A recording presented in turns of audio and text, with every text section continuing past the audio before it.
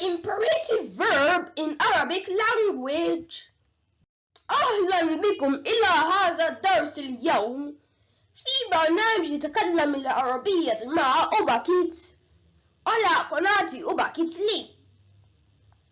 اليوم بإذن الله تعالى سنتكلم عن الفعل الأمر. You're all welcome to today's program on ObaKids Link TV. Inshallah, we're going to discuss the command or imperative verb in Arabic language. In our previous lessons, we have discussed the past tense in Arabic language and the conditions in which it contains different parsing marks, harakat, aside al-fatha. We have also discussed the classification of verbs in Arabic language. Today we shall talk about the command or imperative tense and the conditions in which it can be given different parsing marks aside as-sukun. Discussion. The command or imperative verb in Arabic language is known as فعل الأمر. The command tense indicates a request at-talab by the first person from the second person, asking the second person to carry out a particular act or action. The command tense, as said in the earlier lessons, is non-declinable in nature, al-mabniyu, because it is always takes a sukun sign if nothing is attached to its end.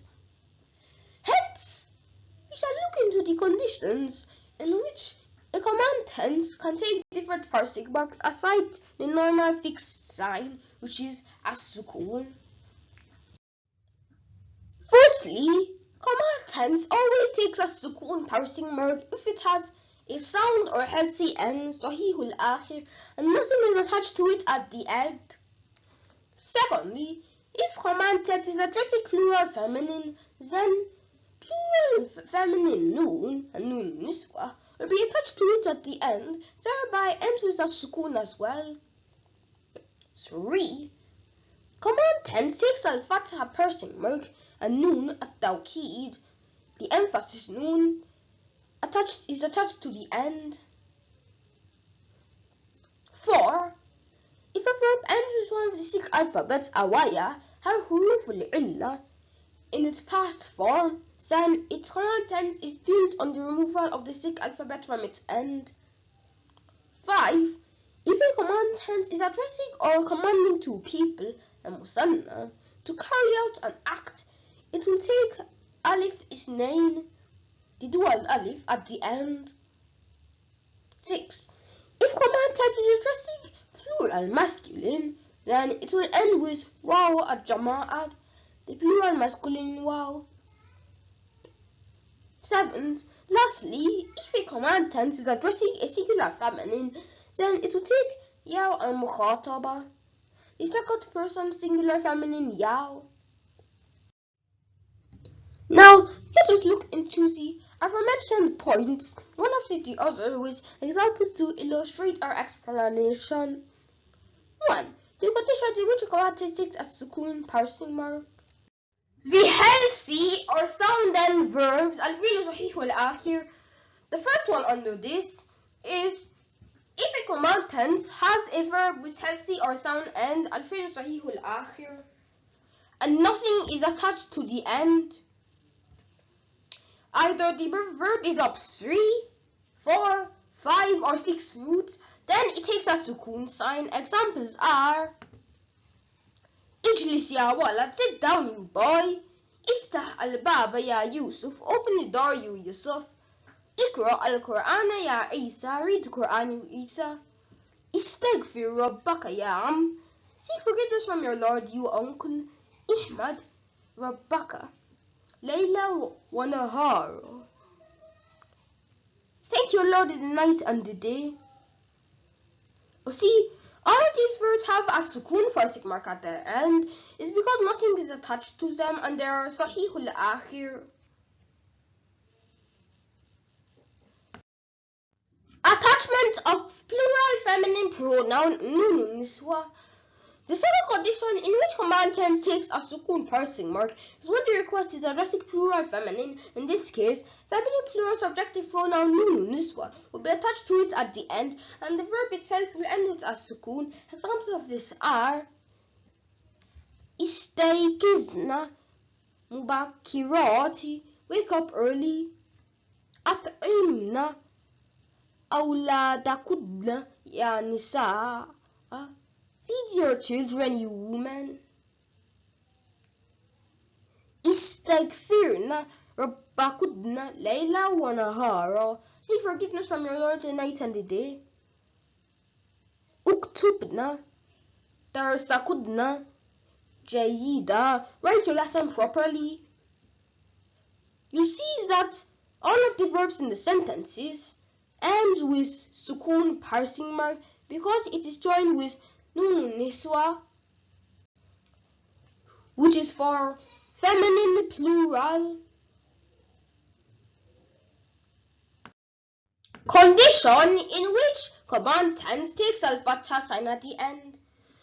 Command tense takes al-fatha parsing mark if it ends with a nun at-tawqid, emphasis nun, emphasizing on the importance of carrying out a particular request from the second person. Examples are tajannabanna al-mizaha kasira fil masjid, move away from too much jokes in the mosque. Ashirodna zawjataka bimarufi, relate with your wife with goodness. Ukhrujadna ila al-maydani, move out to the garden.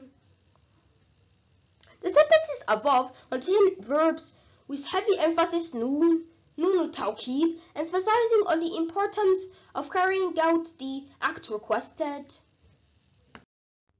What happens if a verb ends with one of the six alphabets huruf al-illa?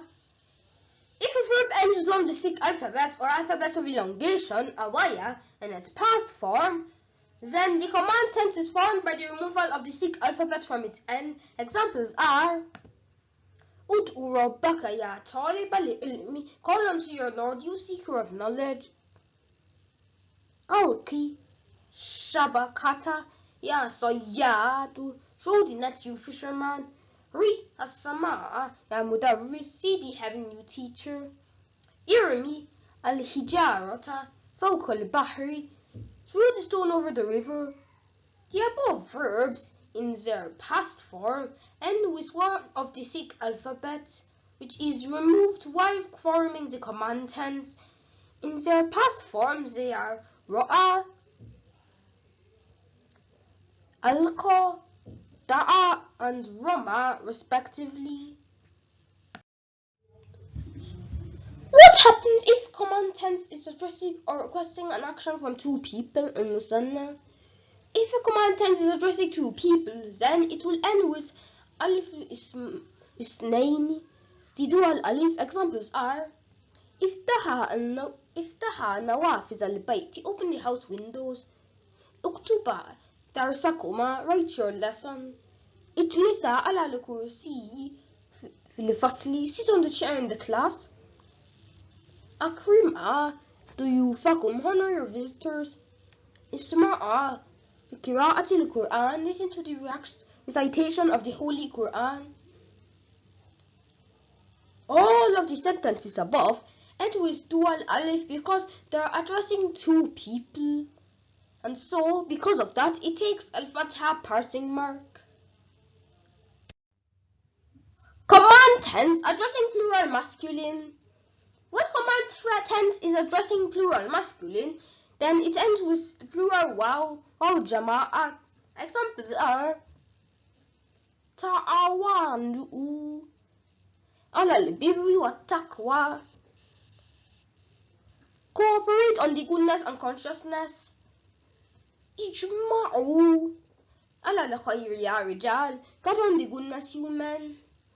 Isma'u ala qira'ati al-Qur'ani, listen to the recitation of the Holy Quran.